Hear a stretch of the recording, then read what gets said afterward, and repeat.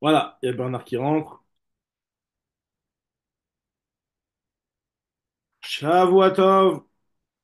J'espère que la connexion est bonne. Shavuatov, Bernard. Shavuatov, Joseph. Shavuatov, tout le monde. Shabbat, Ça va, tout va bien? Baruch Hashem. Baruch Très bien. Hashem. Ça va, c'est pas les préparatifs pour demain soir, pas trop de stress, tu vois? Non, pas de problème. Ma Moi, femme, j'ai pas c'est une beaucoup mangé pro. Shabbat, hein. Moi, j'ai pas beaucoup mangé Shabbat, Shabbat, hein. Baïnara, Baïnara, Baruch Hashem. En tout cas, c'est un plaisir, Baruch Hashem. En tout cas, voilà, donc, Nous aussi, très plaisir, Baruch. voilà, donc Bon, on en j'attends. était à Daf Dalet de Masechet Shavuot, Baruch Hashem, on a commencé la nouvelle Masechet déjà. Et on était en train de parler du sujet de Shvuot Shtaim Shen Arba, Yediot Atuma Shtaim Shen Arba. On avait vu dans la Mishnah qu'il y avait plusieurs halachot. Voilà, il y a Achaf qui nous rejoint, sans taper parce que Mechila, on est où, là? Right. On est Davdalet Amoud Aleph. Davdalet Amoud Aleph, on en est combien de lignes après le début de la page Mishnah Lo Zazamim Koma, à peu près 7-8 lignes après le début du Daf. 9 lignes, 10e ligne, allez, 10e ligne. Bema Kimta, on en est aujourd'hui. Bemai Okimta. Donc la Gemara, elle va reprendre, alors juste je remets dans le contexte pour bien savoir de quoi on parle. On avait vu que notre Mishnah, on n'arrivait pas trop à savoir quel était l'auteur de la Mishnah. À savoir que on parlait dans la Mishnah de quatre types de Shvuot et de quatre figures sur lesquelles on est Chayav Korban pour celui qui rentrerait dans le Beth Amikdash en étant tamé ou qui mangerait du Kodesh en étant tamé, en ayant connaissance du Kodesh, en ayant connaissance. Ah, Shavuatov, Joseph, Shavuatov, ça fait plaisir de te voir. Shabuatov, Shabuatov, comment ça va? Au Hachem, mais Shabbat, il n'est pas encore sorti en France. Non, non, je suis arrivé vendredi à Bon, la cascade, comme on dit. ok. Ça va? Ouais, super. Bah, au Ça Hachem, va, donc, allez, en tout super. cas, on en est dans Shavuot, on a commencé Matzeret Shavuot, donc je sais que je suis nul, donc bah, au Hachem. Ouais. On en est à Daf Dalet. Je remets juste la problématique sur laquelle on s'est arrêté pour entamer le Daf Dalet. On avait vu que la Mishnah, on ne savait pas exactement quel était son auteur, sachant que dans la Mishnah, on nous disait qu'il y avait quatre cas de figure qui étaient interdits dans la Shevoua, qui étaient assurés dans la Shevoua. On avait dit que les cas de figure, c'était je jure de ne pas manger, je jure de manger au futur, et je jure que j'ai mangé, ou je jure que je n'ai pas mangé au passé. Et on avait vu que ça, c'était pas tout le monde qui était d'accord avec ça. Il y avait une marque entre Rabbi Ishmael et Rabbi Akiva sur ça. Et on avait vu que Yediot Atuma, c'est-à-dire le cas d'une personne qui rentrerait dans le Beth Amikdash en étant tamé, ou quelqu'un qui rentrerait dans le Beth Amikdash Mechila, qui mangerait du korban en étant tamé, là aussi, il y a quatre cas de figure. Et ces cas-là aussi sont sujets à marloquette entre Rabbi Ishmael et Rabbi Akiva. Le problème, c'est que c'est pas le même. C'est-à-dire que si on veut dire la Mishnah, on est obligé de dire qu'il y a une partie comme Rabbi Ishmael, une partie comme Rabbi Akiva, et ça, on n'aime pas faire ça. Donc, on nous dit la Gemara, hein, comme qui l'auteur de la Mishnah. Et finalement, on avait dit que. Hop, ah, voilà. Il y a encore quelqu'un d'autre qui rentre. Shavuatov, Shavuatov. Shavuatov. Ah, voilà. Très Yohan. Shavuatov, ça va? Baruch Hashem. Donc là, on est dans ma Masechet Shavuot, Daf Dalet. Alors, ce que j'étais en train d'expliquer, on cherchait à savoir qui était l'auteur de la Mishnah, sachant qu'il y avait une discussion entre Rabbi Shimon et Rabbi Akiva sur le chiyuv de Shvoua, est-ce qu'on est chayav sur une Shvoua qui est faite sur quelque chose qui est passé. Et il y avait une marloquette entre Rabbi Shimon et Rabbi Akiva sur quelqu'un qui sait qu'il est tamé, mais il ne sait pas que cette viande-là, c'est une viande de korban. Ou il sait qu'il est tamé, et il ne sait pas que, que cet endroit-là, c'est le Bat Amikdash. On a vu qu'il y avait une marloquette. Or, dans notre Mishnah, on nous disait que tous ces cas-là, ils sont chayavim. Donc, très bien. Donc, finalement, on avait vu hier une première proposition de dire que on parlait par rapport au malkout. Ok. Donc, on était resté sur cette histoire-là de dire que c'était pas par rapport au korban, mais c'était par rapport au malkout. Donc, voilà. Donc, finalement, la Gemara elle va continuer sur ça et on va se remettre un petit peu dans le monde doucement, doucement. Là, la Gemara, donc finalement, pour l'instant, ce qu'on avait essayé de faire, c'est d'expliquer la Mishnah selon Rabbi Ishmael. Et nous dit la Gemara, Bemay Okimta, donc Dav Dalet Amoudalef, 10e ligne. Bemay Okimta qui Rabbi Ishmael ou les Malkout. Comment tu peux interpréter notre Mishnah en disant qu'elle va comme Rabbi Ishmael et que finalement, le début de la Mishnah, il parle par rapport au Malkout. Si une personne elle a transgressé Bémézid, ça je vois qu'elle est Chayavet Malkout. On peut se poser la question, pourtant dans Marot Negaim, il n'y a pas de Malkout dans Marot Negaim. C'est quoi Marot Negaim? C'est est-ce qu'une personne elle est lépreuse ou elle n'est pas lépreuse? Est-ce que c'est elle est Tméa ou elle est pas Tméa? C'est pas du Malkout le sujet là-bas. Nous dit la Gemara, t'as raison. Mais le fait de savoir est-ce que ça s'appelle une lèpre ou ça s'appelle pas une lèpre, il y a aussi une conséquence qui peut être une conséquence de Malkout. Par exemple, celui qui coupe sa tsaraat, il y a un lave de la Torah, Ishamer lecha benega tsarat, Ishamer, comment c'est marqué? Shneemar Ishamer lecha, comment c'est marqué? Il y a un lave de Kotses Beharto qui est marqué Ishamer benega tsarat. Tu dois faire attention à ta lèpre. C'est-à-dire qu'on a une interdiction de la Torah, comme ce que nous dit la Gemara ici, que de partout il y a marqué le terme de Ishamer, ça fait référence à un lotassé de la Torah. Nous dit la Gemara, à partir de là, il y a une conséquence sur le malcoute de savoir est-ce que cette plaie-là s'appelle une lèpre ou ne s'appelle pas une lèpre. Donc si ça s'appelle une lèpre et que je la coupe, j'ai un lotassé. Et si je transgresse le lotassé, je suis khayv malcoute. Si ça s'appelle pas une lèpre, ben si je le coupe, ça s'appelle pas, je transgresse pas le lotassé, donc j'ai pas de malcoute. Donc effectivement, il peut y avoir une conséquence sur le malcoute. C'est ce que nous répond l'Agmara ici. Il nous dit Agmara, Bekotsetz baharto ki Rabbi Abin ki Rabbi Abin amar Rabbi Elai. Il a d'amar Rabbi Abin amar Rabbi Elai. Kol makom sheneemar ishamer pen ve'al eno ela lotate. Partout dans la Torah, il y a marqué les termes de ishamer, pen et al. C'est en réalité, ce n'est rien d'autre qu'un lotaase. Donc là aussi, il y a marqué ishamer ben egatzarat, c'est un lotaase, donc il y a un malcoute dessus.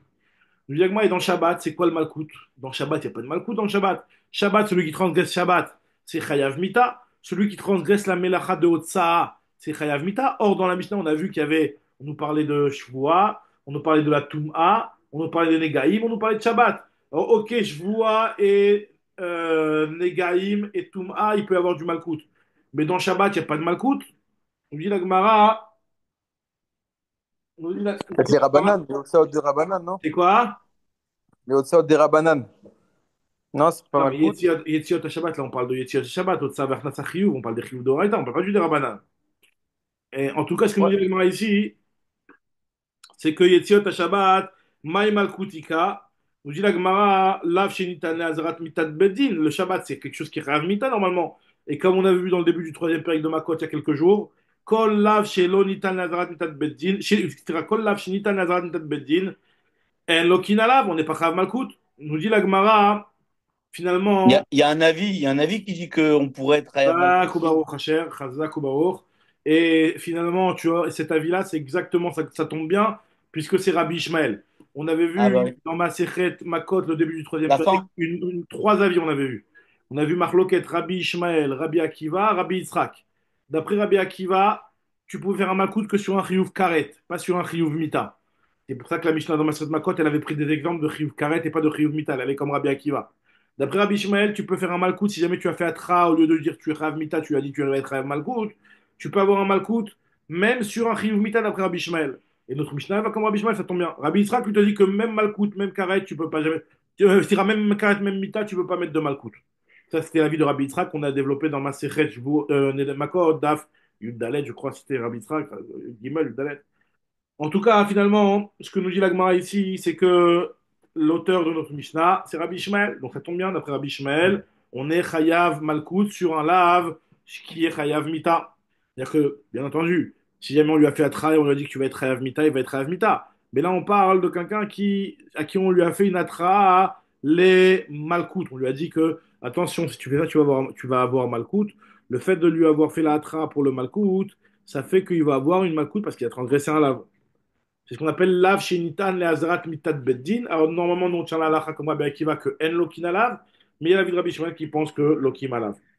Dilagma mishumachi mishumachi kamokimna ki Rabbi Shmuel de Amar lav shenitan le azrat mitat beddin lokina lav. C'est pour ça qu'on a interprété comme Rabbi Shmuel justement. On gagne en interprétant comme Rabbi Shmuel que on comprend aussi pourquoi on est chayav malkout sur un lave sur lequel il y a un mita, parce que Rabbi Shmuel il pense que lav shenitan le azarat mitat beddin on est chayav malkout. On dit Agmara, ça veut dire quoi? Donc finalement, d'après toi, ce que tu es en train d'expliquer jusqu'à maintenant, c'est juste à cause du din de la vanitan lazirat mitat beddin qu'on interprète comme Rabbi Ishmael. C'est pour ça qu'on interprète C'est ce que tu es en train de me dire. Tu es en train de me dire que c'est pour cette raison qu'on a interprété comme Rabbi Ishmael. Mashmak, sans ça, on aurait pu interpréter comme Rabbi Akiva. Si on fait abstraction du problème de Malkout sur le Chiyuv Mita, on aurait très bien pu interpréter la Mishnah comme Rabbi Akiva, mais on ne peut pas s'en sortir avec Rabbi Akiva. Ah, Lavachi, Kaima qui est Rabbi Akiva, Kashia Yediot. On a un problème, c'est que dans notre Mishnah, il y a marqué Yediot à Touma, il y en a quatre, alors que d'après Rabbi Akiva, il n'y en a que deux, puisqu'on avait dit que d'après Rabbi Akiva, Yediot Atuma, comment on avait dit que c'était uniquement Elem Touma, Elem Touma, non, Mechila. Il sait que l'endroit c'est le Beth Amikdash, il sait que la viande c'est du Korban, mais il ne sait pas qu'il est tamé. Nous dit la Gemara, Mechila, une seconde.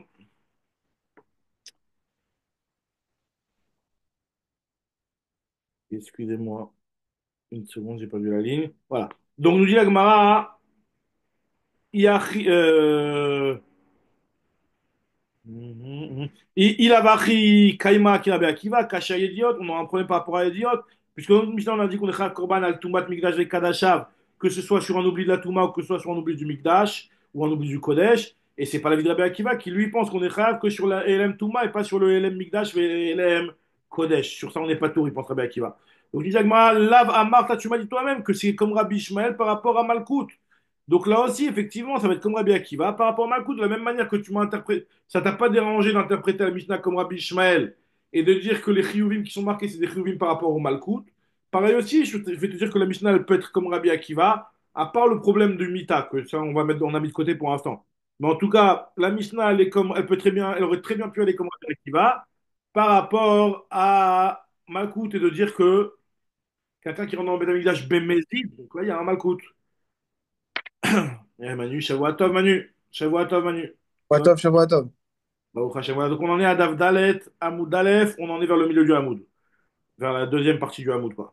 En tout cas, nous dit la Gemara, juste on est en train d'essayer de voir, est-ce que notre Mishnah elle aurait pu être interprétable comme Rabbi Akiva?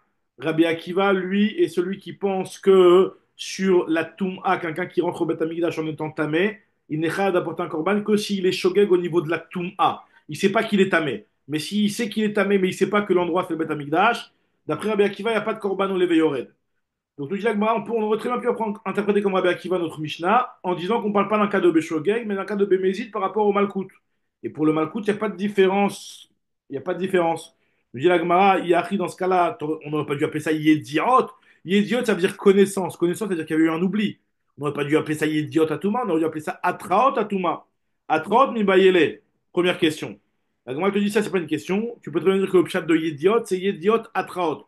La connaissance suite à l'atra. C'est pas la connaissance suite à un oubli, mais c'est la connaissance suite à une atra. Moi, dans ce cas-là, il n'y en a pas deux qui sont quatre. Deux qui sont quatre, c'est seulement si tu parles de Shogek. Si tu parles de Mézid, il n'y a pas de deux qui sont quatre.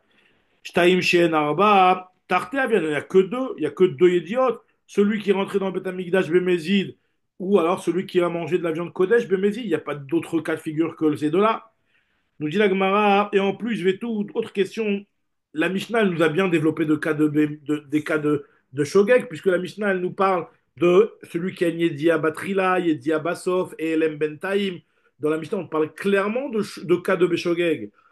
Et sheyesh ba Yedia Batrila, Yedia Basov et Elem Bentaim. Alama les Malkout Mayavitek. Si vraiment on parle de Malkout de quelqu'un qui fait Bémézid, pourquoi on a besoin de te parler, de te dire que la personne, elle a eu un oubli au milieu? Et il y a marqué Evetou, et en plus il y a marqué Areze Beoleveyoret. Le Korban Oleveyoret, c'est que sur du Shogeg, c'est pas sur du Mézid.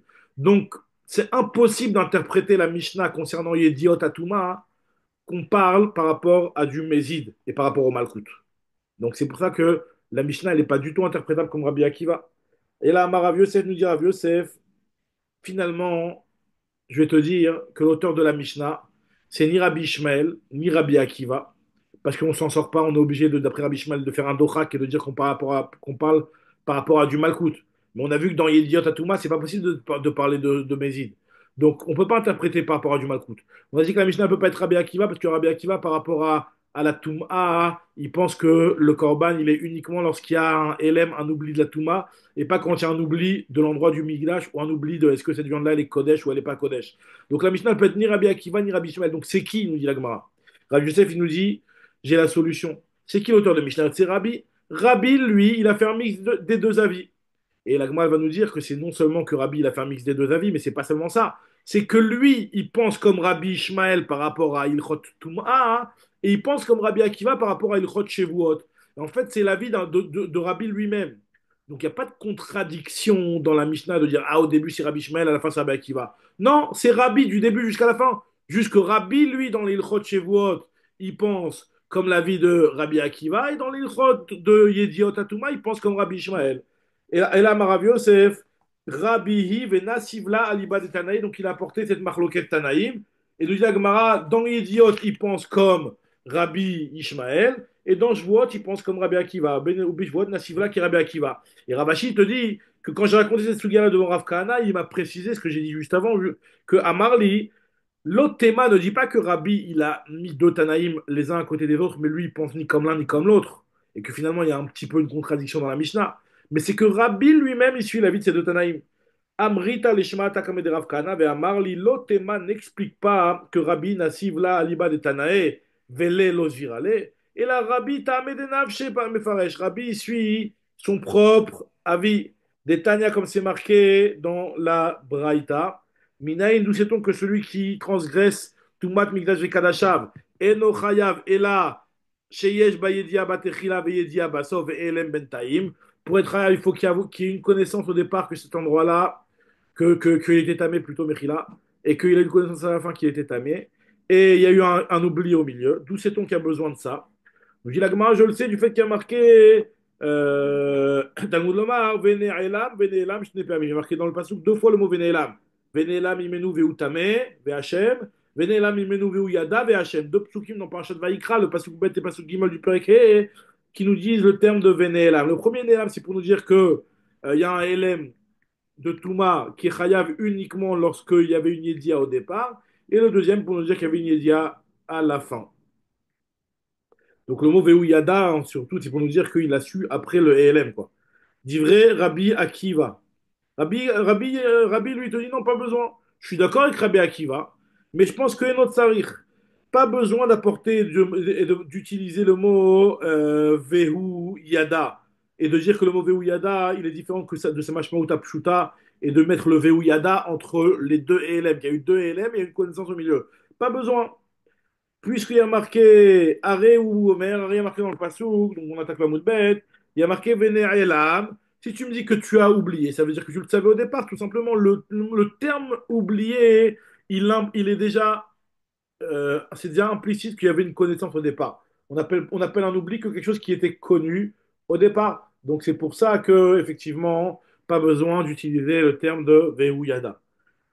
Veneelam mikal de yada, veuyada rekan yediot. Donc ça veut dire imken matalmud lomar veneelam veneelam. S'il y a marqué veuyada, il y a marqué une fois veneelam. Donc pourquoi finalement on a besoin du deuxième veneelam puisqu'il y a marqué premièrement veneelam, deuxièmement veuyada. Donc voilà, il y a deux yediot qui sont marqués ici. Donc j'ai la imken matalmud lomar veneelam veneelam. C'est pour te dire qu'on est chayav aussi bien sur le ELM Tum'a que le ELM Mikdash. Et donc là on voit exactement que Rabbi, il pense comme Rabbi Ishmael par rapport à ça qu'on est chayav aussi bien si on oublie que cet endroit-là il est mikdash ou que cette viande-là elle est kodesh, que si on oublie qu'on est tamé tout en sachant que l'endroit il est bet mikdash ou que la viande elle est kodesh. On dit Agma, ok. Donc Ashkechan, j'ai vu que Rabbi pense comme ça dans Yediot. Il est tamé des nafshé, lui il a son propre avis, il apprend d'un passage comme on a dit. Dans Shvuot, des Hitler tamé des nafshé minalan. D'où je sais que Béhémet, c'est l'avis de Rabbi de penser que concernant les joies, même la joie au passé, Rabbi il va dire qu'on est chayav. Nous dit Agmara, Svara, ou. Alors voilà. Agmara nous dit que finalement c'est une Svara. Alors il y a des parenthèses ici. Il y a des parenthèses. Est-ce qu'on les lit, on les lit pas? Bon, on va les sauter, parce que l'Agmara rapporte un petit peu. C'est un petit peu la même chose, mais sous un chaîne différent. Donc on saute la parenthèse. Et nous dit l'Agmara, finalement. D'où on sait, mais c'est quoi la logique de dire que dans Shvoa, on est chayav aussi bien sur une Shvoa qui est faux au futur, de dire je mangerai ou je ne mangerai pas, qu'une Shvoa sur le passé de dire j'ai mangé ou je n'ai pas mangé. Donc la logique, nous dit la Gemara, en fait ça dépend de la façon dont on est doresh les psukim. Alors on a déjà vu ça plusieurs fois et on l'a expliqué aussi dernièrement dans Masechet Sanhedrin en détail, mais c'est quelque chose qu'on rencontre de partout dans le chasse. Il y a différentes lectures de la Torah. Excusez-moi, j'ai un petit peu chaud ici. Il y a différentes lectures de la Torah. C'est-à-dire qu'on peut lire la Torah sous forme de klal ou prat. Ça veut dire que quand la Torah nous donne un pasouk, où le pasouk commence par une règle générale, par exemple, de dire que tu n'as pas le droit de faire n'importe quel type de chevoie. Donc c'est quelque chose qui est très général, c'est un klal. Donc il y a une façon, c'est de voir cette chose-là comme étant une règle générale. Et ensuite, la Torah elle te dit les hara ou les étives. Quelque chose qui est dans le sens positif ou dans la privation ou dans le positif, de manger ou de ne pas manger. Donc on voit que finalement, au départ, le passouk qui avait donné une généralité de dire n'importe quel type de joie, après on a été méfaret. Méfaret, c'est-à-dire qu'on a détaillé et on a précisé quelle était la signification du klal. Le fait de dire que la Torah, quand elle nous donne une généralité et après elle vient nous donner un détail, on appelle ça un klal ou prat, ça fait que en réalité, cette façon de lire la Torah, ça fait que le prat, il vient préciser ce qu'on a voulu dire dans le klal. C'est pour cela que si jamais il y a un klal et juste après il y a un prat, la règle elle est en baklal et la macheba prat. La seule chose qu'inclut le klal qui a été donné au départ, c'est uniquement le prat qui a été dit juste après. Donc ça veut dire que le prat, il vient préciser ce qu'on a voulu dire dans le klal au départ. Et après, si quand on rajoute un autre klal, c'est ce qu'on appelle klal ou prat ou klal, l'autre klal, il vient être plus inclusive et de nous dire qu'en réalité, quand on t'a donné un détail, c'était pas seulement ce détail, c'était ce détail-là et ce qui ressemblait à ce détail-là. Ça, c'est une façon de lire la Torah en klal ou prat ou klal. Par contre, il y a une autre façon de lire la Torah, c'est en ribouille et miout. Alors, ribouille et miout, c'est sur les mêmes psukim, sur la même formule de la Torah qu'au départ, la Torah nous a donné une règle générale, n'importe quel type de joie, et puis après, elle nous a dit les hara ou les étives. Mais si on voit ça comme étant un ribouille et un miout, c'est-à-dire que la Torah elle t'a dit au départ, tu es sur n'importe quel type de joie. Et après, la Torah elle t'a dit les hara ou les étives. En te disant les hara ou les étives, c'est pas comme dans la première lecture où on vient te préciser ce que la Torah elle avait l'intention de dire au départ. Mais on vient réduire. C'est-à-dire quoi quand on dit on vient réduire? Ça veut dire que finalement on reste quand même large, mais on vient réduire. Ça veut dire que ne crois pas que ça vient tout inclure. Hop, alors Nachi et Bernard. Voilà. Très bien. En tout cas, ce qu'on a voulu dire quand on fait klal ou prat ou klal, Nachi, Shavuatov, Mazel Tov, des bonnes choses. Shabbat Voilà, on est en train d'expliquer ici c'est quoi les deux façons de lire dans la Torah quand il y a une règle générale au départ et après un détail. Comment comprendre ça? Il y a une façon de dire ça, c'est le klal ou prat. Et klal ou prat, ça veut dire que le prat, il vient définir et détailler ce qui est marqué dans le klal. Donc ça veut dire que à la limite, si la Torah elle s'arrête au klal ou prat, c'est que comme ce qui est marqué dans le prat. Ah, au départ, elle t'a dit une règle générale, peut-être, mais vu qu'après elle m'a donné un détail, c'est que le détail qui compte. Ça, c'est klal ou prat. Après, si la Torah elle te redonne un autre klal, elle va t'inclure des choses qui ressemblent au prat et qui est Einaprat, d'accord? Par contre, si on dit que c'est ribouille ou miout, c'est-à-dire qu'au départ, la Torah t'a donné une règle générale, ribouille, elle a été large. Après, quand elle t'a donné un détail, c'est pas un détail, c'est un miout. Ça veut dire en réalité, on veut réduire le spectre de ce qui était large au départ. Donc, ça veut dire qu'au final, si on s'arrêtait au niveau du ribouille et du miout, ben à la limite, là, on n'inclut pas uniquement les choses du miout, parce que le miout, il vient réduire le ribouille. Alors, on a réduit ça en te donnant quelques exemples, mais c'est pas uniquement ces exemples-là qui vont être bons. C'est même les choses qui ressemblent à ces exemples-là. Donc, c'est pour ça que ribouille ou miout, c'est un petit peu le même résultat que klal ou prat ou klal. Parce qu'en réalité, on n'exclut pas tout, on inclut quand même des choses qui ressemblent au miout. Mais par contre, quand il y a un autre ribouille qui vient à la suite, ribouille, miout, ribouille, alors là, on est revenu carrément à tout réinclure. Alors pourquoi il y a eu un miout au milieu? Pour nous exclure qu'un cas de figure. Donc ça, et là le Rashi ici, c'est un des Rashi, le Rashi dans beaucoup d'endroits dans le chasse, il prend le temps d'expliquer c'est quoi ces deux lectures de la Torah, klal ou prat ou klal, ribouille ou miout ribouille, on l'a vu dans Maseret Sanhedrin, on l'a vu dans Maseret Souka, il y a des rachis là-bas, Yesodi, qui expliquent ce principe-là. Et il y a un rachi dans Shavuot aussi, là, celui que je viens de vous dire, je vous résumer un petit peu là, qui explique aussi ces deux façons de lire la Torah. Donc quand on regarde la Torah sous forme de ribouille ou miout, on est beaucoup plus large. Ribouille ou miout, on vient juste réduire au début le ribouille. Et après, quand on rajoute un autre ribouille, donc on réinclut tout, on exclut juste une chose.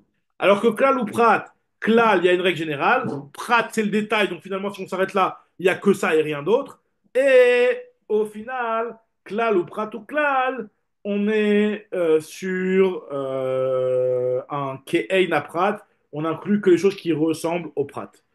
Maintenant, ce que nous dit la Gemara, c'est qu'en réalité, cette histoire de savoir est-ce qu'on est chayav sur une joie au passé, elle dépend finalement de ce sujet-là. Parce que cette marloquette-là qui est entre Rabbi Shmuel et Rabbi Akiva, elle est fondée, elle est basée sur la chita de chacun concernant la lecture de la Torah, est-ce que c'est klal ou prat ou klal, ou alors que c'est ribouille ou miout. Nous dit la Gemara comme ça.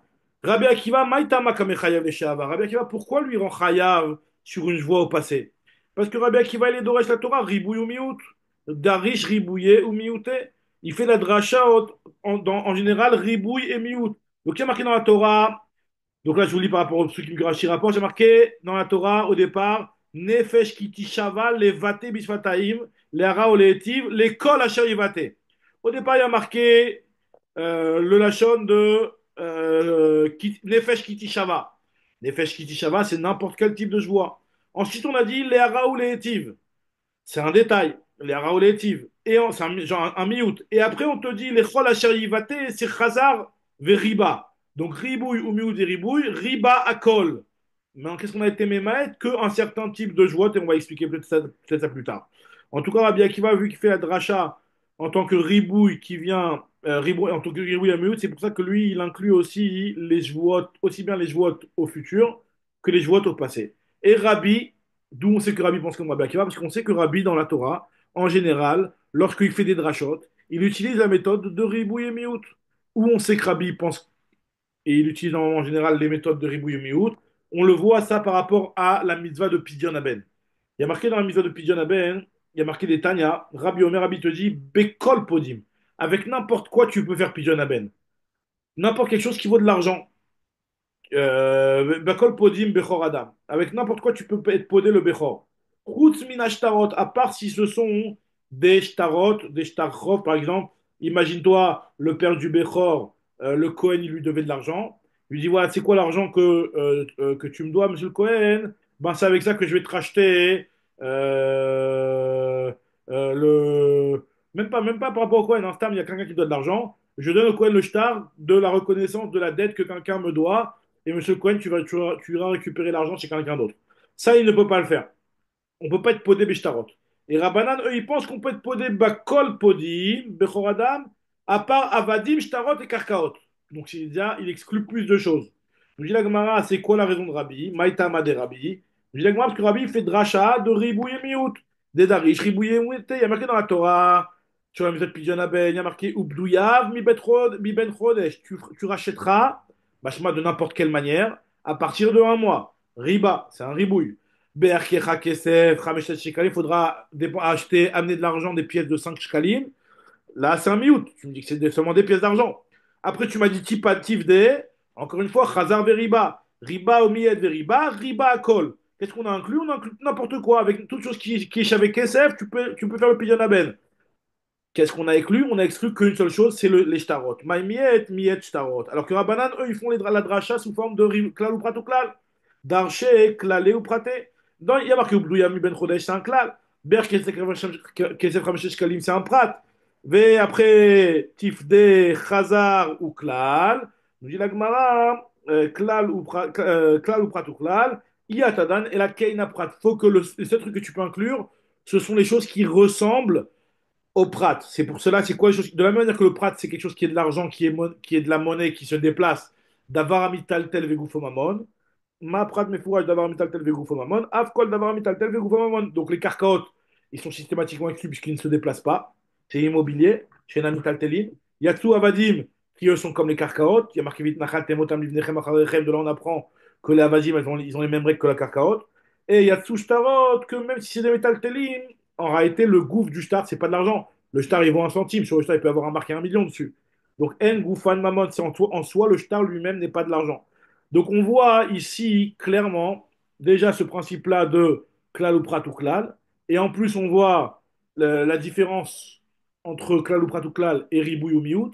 Et on voit que Rabbi il fait la dracha ribouille ou miout. Et c'est pour ça que Rabbi, faisant la dracha ribouille ou miout, même concernant la joie, il va être comme Rabbi Akiva et penser que, que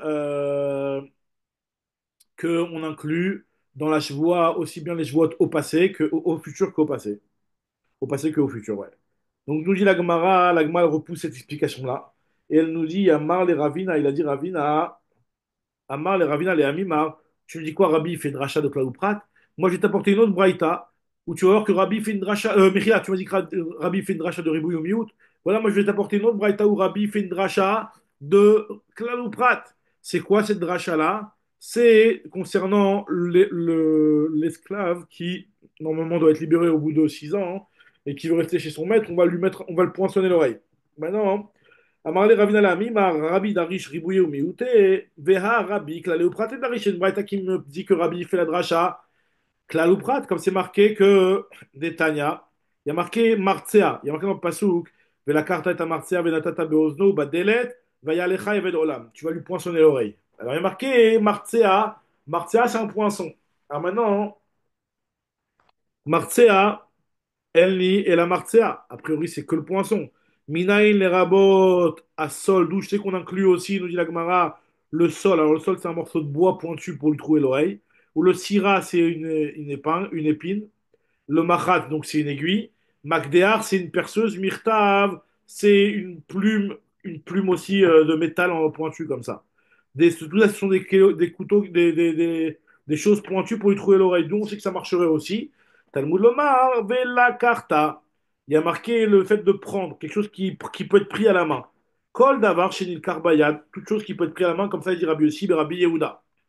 Le problème, c'est Rabbi. Rabbi, lui, comment il nous dit? Rabbi Omer, Martsea, il y a marqué le mot Martsea. De la même manière que Martsea, c'est quelque chose qui est en métal. Pareil aussi, il faut que ce soit du métal. Av, kol, shel matechet. Et Amrinal, et la Gemara elle explique que c'est quoi la marloquette entre Rabbi et Rabbi Shimon, Rabbi aussi et Rabbi Yehuda. La marloquette, elle est que Rabbi fait une dracha de klal ou prat ou klal. Et Rabbi aussi fait une dracha de ribouille ou miout. Rabbi, le mec, Rabbi d'archer klal ou prat, il fait une dracha de klal ou prat ou klal. Dans le passage, il y a marqué Vela karta est un martia, vela tata bezeno bedelet. Le mot, c'est un klal ou prat. Si je me dis vela karta, c'est un klal. Ensuite, machma, n'importe quel objet. Ensuite, il y a marqué martia, c'est un prat. Et après, tu m'as dit venatata beozno badelet, c'est encore un autre klal. Klal ou prat ou klal, on fait seulement ke'ein prat de la même manière que la martia, c'est quelque chose qui est fait en matechet. Pareil, ce sont uniquement les choses qui sont faites en matechet, ça vient exclure les choses qui ne sont pas en métal. Et Rabbi aussi, Rabbi Houda, lui, il fait la dracha de ribouille ou miout. Et donc, lui, il va inclure plus de choses. C'est pour ça qu'il inclut même les trucs qui sont en bois. Donc, finalement, Rabbi, il fait pas une dracha de ribouille ou miout. Diagma, t'as raison. En général, in. Béalma, en général, Rabbi, il fait la dracha comme ça. Klalé ou praté. Mais ici, concernant le Pidyon Aben, la raison pour laquelle il fait Ribouille au Miout, Aïnou Tama, qui est Tana de Rabbi Ishmael. Pourquoi? Qu'est-ce qu'il a dit Tana de Rabbi Ishmael? Des Tana de Rabbi Ishmael, Bamaim, Shne Peamim, il y a marqué dans la Torah concernant les poissons cachers. Il y a marqué dans la Torah, ce qu'on a lu dans la parashat Shmini, il y a marqué Zetochlum et Kolachar Bamaim, Kolachar Losna Purikas Keset, Bamaim, Bayamim, Banechalim, Otam Tochlum. Il y a marqué 2 fois le mot Bamaim. En réalité, nous dit la Gemara, la raison pour laquelle là-bas, c'est un petit peu différent, hein. C'est parce que les deux klalim, ils sont marqués l'un côté de l'autre. Et les pratim, ils sont marqués après les deux klalim. Et la discussion est de savoir est-ce qu'on va prendre les pratim et les mettre au milieu. Nous dit la Gemara, il y a marqué comme ça. Netanyahu Ishmael, Bamaim, Bamaim, Shne Peamim. En ze klal ou prat. C'est pas un klal ou prat, c'est un ribouille ou miout. C'est un ribouille ou miout, et donc c'est merabé et akol, parce que si vraiment la Torah, elle avait voulu te faire un klal ou prat ou klal, elle t'aurait mis le prat au milieu des deux klalim, des deux klalout. Si elle te l'a pas mis au milieu des deux klalim, c'est que c'est un ribouille ou miout. Et Rabbanan, eux, ils te disent non. Avec Rabbanan, qui sont tranquilles avec Rabbi, qui sont d'Orchim, ce passe là dans Pidyon Aben, en tant que klal ou prat. Pourquoi ils font un klal ou prat, ils font pas un riboui mut? Parce que Maravina, qui est d'Amri Marava, Kol Makom, de partout où tu as deux klalim qui sont les uns à côté de l'autre, Shne klalot, asmuchot, zelazé, à tel prat benem, prends le prat et mets-le au milieu pour faire un drachat de klal ou prat ou klal. Diagma, alors, ok, maintenant que tu m'as dit comme ça, Shtada Marta Rabbi, il fait la dracha de klal ou prat ou klal, alors Bal Kochar Kashia, Shvuot, donc finalement, dans Shvuot, on ne peut plus dire que Rabbi pense comme Rabbi Akiva, puisqu'il va plus faire de dracha, de ribouille ou miout. Diagma, t'as raison. Dans Shvuot, il le met au nom de Rabbi Akiva, mais lui, il n'est pas d'accord avec ça. Donc on est obligé de faire ce dochak-là, de dire que Rabbi, il est sotem la Mishnah comme Rabbi Akiva d'un côté, comme Rabbi Shmuel de l'autre, et que lui, il ne pense pas comme Rabbi Akiva, parce qu'il ne peut pas penser comme Rabbi Akiva, vu que Rabbi, lui, en général, à part dans le cas où c'est deux klalim l'un à côté de l'autre, mais en général, il fait la dracha de klal ou prat ou klal. Et là, Bishvot Nassiv Aliba des Rabbi Akiva, Vele, Los Virale, et lui, il n'y pense pas. Chazak pour les amis, merci beaucoup. Voilà, c'est un date pas très Mais long. Eh ben, Shmuel, Ouais, juste une question. En fait, c'est un truc que j'ai jamais compris. vas-y. Ces deux outils-là, de Klal ou Prat, Ribou et Miout, normalement, déjà, je pensais que c'était toujours, entre guillemets, exclusive, comme on va dire, breveté par Rabbi Akiva. C'était que Rabbi Akiva qui pouvait utiliser le Ribou et Miout. Non? C'est pas le cas? Non, non, pas de Rabbi Akiva. Non, principe C'est pas... général. C'est un principe Mais non, général. mais Certains qui font c'est pas, qu'il a certains font sorti pas le ça. Klal? Attends, autant ce qu'on dit la Braïta qu'on dit tous les matins, Rabbi Shmuel. Rabbi Ishmael, c'est lui qui a sorti le klal. C'est lui qui a sorti ce klal-là ou non? Non, bah c'est vrai qu'ils sont marqués, c'est pas que lui qui utilise ça, il n'a pas le monopole de ça. Tout le monde fait des drachot de klal ou prat ou ribouille ou miout. Tous les chachamim. D'accord, Les outils de d'accord. drachot, c'est pas que eux qui le font. Et c'est pas alors et on n'a pas dit une fois que c'était. Alors j'ai du mal comprendre, mais on n'a pas dit que Rabbi Akiva il utilise beaucoup plus ce ribouille mute là Oui, et oui, ribouille mute plutôt que l'autre. bien sûr. C'est vrai, mais ça veut pas dire que c'est que Donc, lui. d'accord. Ok, donc ok, Donc voilà, ok. on a voulu dire au départ que Rabbi pensait comme ça, et finalement on a dit que non, à part dans les cas exceptionnels où c'est différent. Mais où, comme dans Pidyon Aben, où il y a deux klalim qui sont marqués l'un à côté de l'autre. Mais sinon Rabbi Akiva, Rabbi, il pense comme Rabbi Shmuel, faire Klalou Pratou Klat aussi. Klalou Hmm, Pratou. ok, c'est bien. D'accord les amis, Shavuot Ok, Tov, donc super. à demain, Bezrat Hashem. Shavua Tov, Shavua Shabbat Tov.